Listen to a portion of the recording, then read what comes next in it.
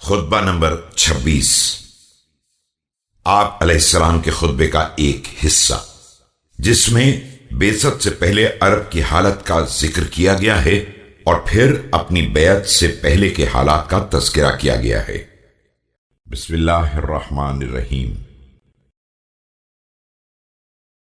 یقیناً اللہ نے حضرت محمد صلی اللہ علیہ وآلہ وسلم کو عالمین کے لیے عذاب الہی سے ڈرانے والا اور تنزیل کا امانت دار بنا کر اس وقت بھیجا ہے جب تم گروہ عرب بدترین دین کے مالک اور بدترین علاقے کے رہنے والے تھے، ناہموار پتھروں اور زہریلے سانپوں کے درمیان بود و باش یعنی رہن سہن رکھتے تھے، گندا پانی پیتے تھے اور غلیظ غذا استعمال کرتے تھے، آپس میں ایک دوسرے کا خون بہاتے تھے اور قرابت داروں سے بے تعلقی رکھتے تھے۔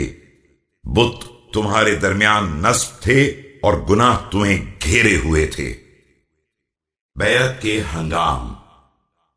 میں نے دیکھا کہ سوائے میرے گھر والوں کے کوئی میرا مددگار نہیں ہے، تو میں نے انہیں موت کے منہ میں دینے سے گریز کیا اور اس حال میں چشم پوشی کی کہ آنکھوں میں خس و خاشاک تھے۔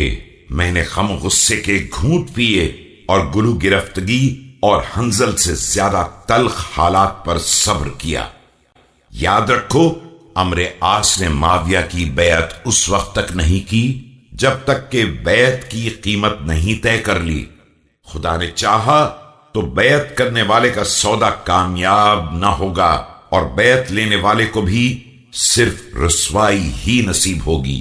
لہذا اب جنگ کا سامان سنبھال لو اور اس کے اسباب مہیا کر لو کہ اس کے شعلے بھڑک اٹھے ہیں اور لپٹیں بلند ہو چکی ہیں، اور دیکھو صبر کو اپنا شعار بنا لو کہ یہ نصرت و کامرانی کا بہترین ذریعہ ہے۔